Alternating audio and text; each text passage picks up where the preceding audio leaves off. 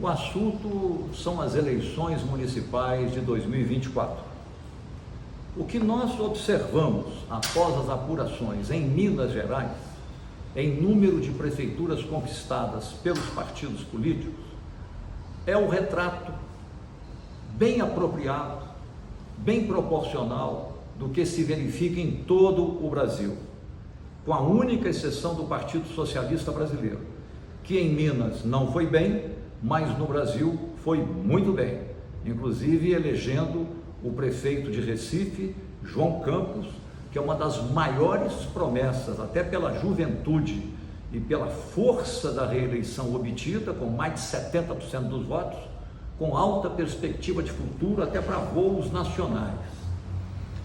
Em Minas, o PSD de centro obteve 142 prefeituras, e no Brasil é o partido com maior número de prefeituras, próxima de 900. O segundo partido em número de prefeituras em Minas é o Republicano. O Republicano é um partido de direita semidemocrática, tomara que evolua para a democracia. É um partido semileal à democracia. O que é o semileal? Tem um compromisso com as regras do jogo da democracia, a democracia formal, por assim dizer, mas faz aliança, vota e participa de governos, de partidos e lideranças autoritárias. Apoiou fortemente Bolsonaro no passado. Hoje faz parte da composição nacional liderada por Lula, a chamada Frente Ampla, no governo de coalizão, no presidencialismo de coalizão. O MDB, que foi o segundo partido mais bem sucedido no Brasil em número de prefeituras, em Minas Gerais ficou em terceiro lugar, com 82 prefeituras. O Partido Progressista, em quarto lugar em Minas, com 74 prefeituras, é também o quarto colocado em número de prefeituras no Brasil, seguindo-se na mesma ordem União Brasil, com 69 prefeituras em Minas e com algo em torno de 500 e tantas prefeituras no Brasil. E depois vem o PSDB, que em Minas vive uma situação de crise, de retrocesso, já teve centenas de prefeituras, nos áureos tempos, hoje tem 59, o Avante, o PL, Partido Liberal de Bolsonaro, que havia prometido conquistar pelo menos 1.500 prefeituras no Brasil, ficou com pouco mais de 500 prefeituras, não é um resultado propriamente ruim, mas muitas vezes inferior à promessa feita. Em Minas não teve um bom resultado, 53 prefeituras, dentre outros, e eu quero destacar o Partido dos Trabalhadores, que já governou 3 vezes Belo Horizonte, conquistou pela segunda vez agora consecutiva Contagem com Marília Campos, conquistou pela segunda vez consecutiva Juiz de Fora, mas perdeu em Teófilo Otoni e não conquistou nenhuma grande prefeitura em todos os interiores de Minas Gerais, quando no passado já havia governado Poços de Caldas no sul de Minas, Alfenas no sul de Minas, Pouso Alegre no sul de Minas, dentre outras prefeituras naquela região conquistadas, todas as grandes cidades e mais de 10 pequenas cidades no Vale do Aço, para citar apenas alguns exemplos. E vive hoje uma crise, não somente aqui em Minas Gerais, porém é uma crise que se derrama, se espalha por todo o Brasil. Nós observamos que mesmo em São Paulo, no ABC, onde nasceu o Partido dos Trabalhadores, dessa feita o PT não elegeu, exceto o prefeito de Mauá, nenhuma prefeitura, e em segundo turno perdeu a prefeitura de Diadema com uma liderança clássica do PT, o De Philips. Então é um quadro que merece muita reflexão. O Partido dos Trabalhadores foi amplamente derrotado no Brasil. Em Belo Horizonte, como disse em outra gravação, que não podemos eludir os fatos, nós obtivemos 4% dos votos, quando já elegemos aqui 3 prefeitos, Patrus Ananias, Célio de Castro e Fernando Pimentel, e em 2014, Minas Gerais elegeu Fernando Pimentel governador, um governador de esquerda. Hoje, ao contrário, ficamos fora do jogo com 4% ao candidato do PT em primeiro turno aqui em Belo Horizonte. Isso merece uma reflexão à parte, objeto de uma outra gravação que faremos. Qual é o quadro geral que se apresenta a partir desses resultados que aqui expus? O centro, com o PSD, o MDB e o PSDB, juntos, se coloca como grande vitorioso nessas eleições. Em segundo lugar, o que nós podemos chamar de centrão, que reúne tanto uma direita democrática em minoria e predominantemente uma direita semi-leal à democracia, que vem muito próximo, há pouco tempo atrás, mais do que namoro e noivado, quase um casamento com o bolsonarismo, e depois começou a se afastar e já se afastou bem do bolsonarismo e do Partido Liberal. São os grandes vencedores. Então, as direitas e o centro venceram as eleições no Brasil. Mas o denominador comum é a vitória da democracia. Venceu a democracia. As competições foram mais localizadas do que nacionalizadas, mais municipalizadas do que nacionalizadas. As eleições mostraram que todos os prefeitos que disputaram o segundo turno e que tiveram êxito razoável no seu primeiro governo foram reeleitos. O caso mais significativo e emblemático é o de Porto Alegre, onde o desempenho do prefeito vitorioso em segundo turno e que venceu a disputa geral, sendo reeleito, não foi bem sucedido no enfrentamento daquela enorme inundação da cidade de Porto Alegre.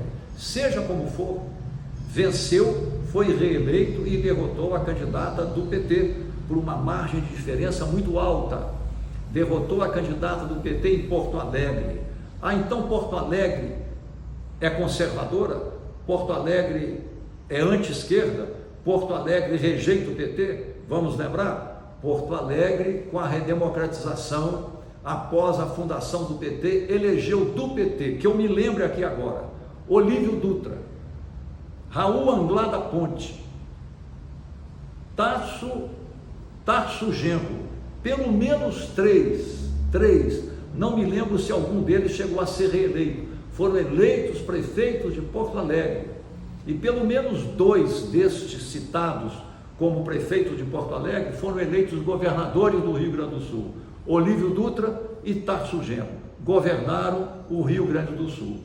Então é um pouco o quadro de Belo Horizonte e o PT. Em Belo Horizonte nós tivemos 3 prefeitos do PT, em Porto Alegre 3 prefeitos do PT, e hoje Belo Horizonte e Porto Alegre não votam no PT.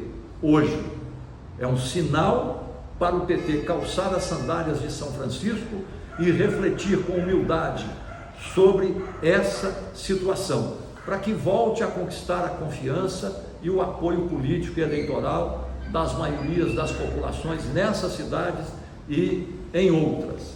Mas venceu a democracia. É um fato que as eleições foram mais municipalizadas. Aliás, o presidente Luiz Inácio Lula da Silva teve uma conduta exemplar nesse sentido. Ele manteve, apesar de ser partidário, uma atitude de magistrado, uma certa neutralidade acima das tensões, acima das disputas, em respeito a todos os partidos aliados que compõem o seu governo com pastas ministeriais e que o ajudaram a se eleger na chamada Frente Ampla. Então ele não se envolveu nas campanhas eleitorais, com a única exceção de um ou outro município, mesmo em São Paulo. O envolvimento dele foi muito à distância. Ele deu um exemplo interessante de magistrado. Por outro lado, e na direção contrária, Jair Messias Bolsonaro, o incontido, o extremista nervoso, o extremista vulcânico, que sempre tem que tumultuar, ele tumultuou tanto, mas tanto, que todos os candidatos do extremismo bolsonarista foram derrotados em Fortaleza, em Belo Horizonte, em Curitiba e em Goiânia, com a única exceção do candidato que foi votado e venceu as eleições em Cuiabá, um extremista que inclusive participou de corpo presente da destruição das sedes dos poderes da República em Brasília no 8 de janeiro de 2023, mas foi a escolha do povo de Cuiabá e Bolsonaro fez campanha intensíssima lá, radicalizando, botando lenha na fogueira, por assim dizer, tentando nacionalizar a campanha. O tumulto de Bolsonaro é de tal ordem que ele investiu contra um aliado histórico dele, o governador de Pernambuco, o Ratinho Júnior.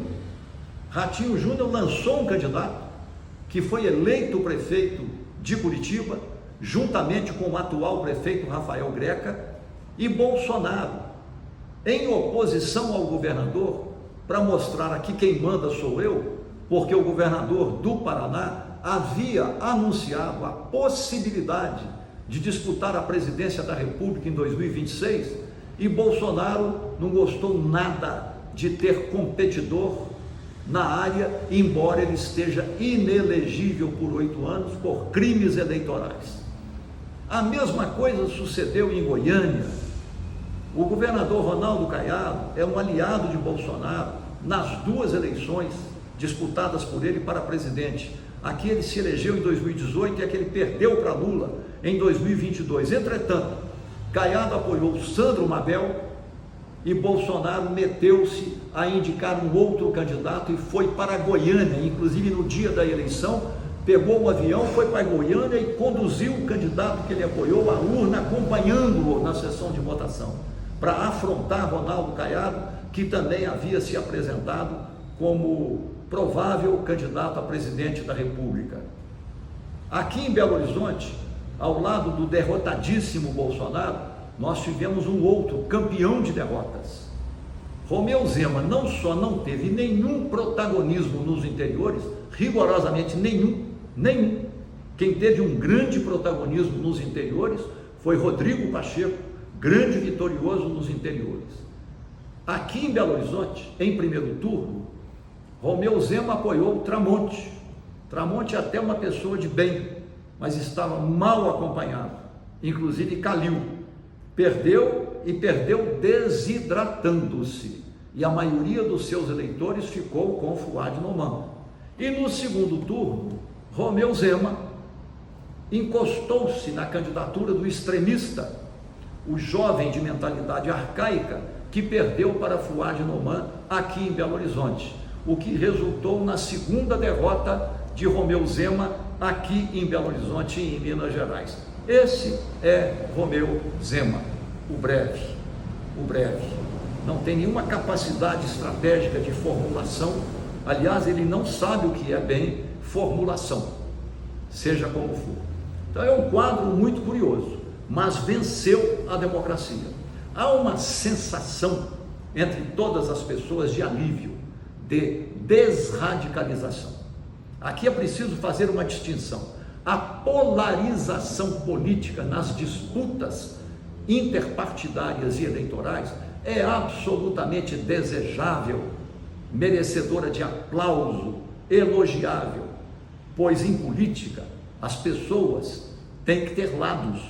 Os partidos expressam nacionalmente partes da sociedade. Partido, partes, significa ter lados, mas o fato de ter lado não significa estar fora das regras do jogo da democracia e nem significa enxergar o adversário eventual, ocasional, como inimigo. Não é, são todos cidadãos, ainda mais quando todos estão comprometidos com a democracia minimalista que eu já expliquei numa pequena aula de iniciação à ciência política e à questão da democracia para aqueles interessados. Então esse é o quadro, a vencedora foi a democracia. Há uma sensação de reconquista da paz civil, reconquista do diálogo, reconquista da coexistência entre os diferentes, os diversos, que pensam diferente. Há uma espécie assim de banimento do ódio, banimento da irracionalidade, uma volta à conversa, uma volta ao diálogo. Percebe-se isso, inclusive, entre evangélicos, pastores de templos evangélicos, que nas eleições de 2018 e 2022 foram transformadas em templos de sectários, com engajamento político, ideológico e partidário, num extremismo que parecia uma espécie de combate à democracia para se impor a autocracia com teocracia. Houve uma revisão. Já se sabe que grandes lideranças evangélicas estão liderando um movimento de revisão crítica, sem alarde, para que os evangélicos se reaproximem do leito natural no qual sempre estiveram, que foi o leito natural da razoabilidade, foi o leito natural do compromisso com as regras do jogo da democracia e de costas voltadas ao extremismo. Essa é uma leitura inicial que faço das eleições de 2024. Ainda é um pouco cedo para nós fazermos projeções para 2026. Apenas um registro. Nós temos, de um modo geral, hoje no Brasil, um quadro, por assim dizer, que nos oferece um elenco de lideranças nacionais já estabelecidas e emergentes. Vamos falar do campo da direita democrática. Nós temos o governador de São Paulo, Tarcísio de Freitas, é uma figura que está em ascensão.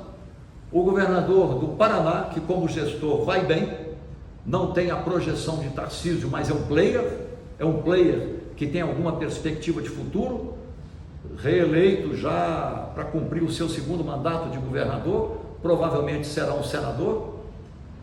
O Ronaldo Caiado, que é o segundo governo dele consecutivo em Goiás, com uma boa gestão como gestor, está se saindo bem no estado de Goiás, é um player também de envergadura nacional, embora de um estado eleitoralmente menos influente, menos decisivo. Romeu Zema derrotou-se, negou-se, não tem protagonismo, não tem um ideário, não é um formulador, não é um articulador, tentou jogar sem bola e não percebeu que não havia bola nem jogo, ficou sozinho. Esse é o quadro real, Romeu Zema, nosso conterrâneo. No campo que nós poderíamos chamar de progressismo é a ideia segundo a qual uma sociedade melhor, mais justa, menos desigual, portanto mais igualitária, é possível pela ação coletiva. No campo do progressismo nós temos o próprio presidente Luiz Inácio Lula da Silva, cujo governo vai bem, todos os indicadores econômicos são indicadores que mostram a economia em ascensão, ainda com um certo problema sazonal na inflação incidente sobre alimentos, mas os indicadores em geral são bons. Elevou-se a renda média da população e do trabalhador, o nível de emprego está muito alto, você tem até dificuldade de encontrar pessoas e as vagas para emprego estão disponíveis. O produto interno bruto deverá crescer consistentemente 3% nesse ano, com perspectiva de uma estabilidade. O problema do déficit fiscal está sendo muito bem enfrentado e terminaremos o ano na meta prevista ou muito próximo da meta prevista, sem maior turbulência. O estoque, o colchão de segurança em bilhões de dólares está perto de 400 bilhões, portanto, nenhuma crise internacional nos afetaria com dramaticidade em hipótese alguma. E a condução geral da política econômica está bem, investimentos estão em grande volume, inclusive investimentos industriais, e houve uma retomada estruturadora de todas as políticas públicas que haviam sido colocadas na geladeira nos governos Michel Temer e Jair Messias Bolsonaro. A despeito disso, fenômeno que merece ser destacado, os êxitos do governo Lula, a boa avaliação do governo Lula e a boa avaliação do próprio presidente Lula, boa avaliação que ultrapassa o eleitorado que Lula teve quando se elegeu presidente em 2022, ultrapassa, o que mostra, portanto, que há um movimento, por assim dizer, de deslocamento e em termos de reconhecimento das virtudes do governo Lula. Mas o governo Lula e o próprio Lula não conseguiram nessas eleições, embora Lula tivesse se mantido como um magistrado distante das disputas, transferir prestígio na forma de voto para que o eleitor votasse nos candidatos do PT. Isso não aconteceu e pela primeira vez não aconteceu. O PT colheu os piores resultados eleitorais de sua história política desde a fundação em 1980 e a partir do momento que começou a disputar as primeiras eleições lá nos idos de 1982. É o pior resultado histórico que colheu, embora tenha um bom governo nacional. Essa contradição não é fácil de analiticamente ser destrinchada e explicada, mas será o assunto da nossa próxima gravação.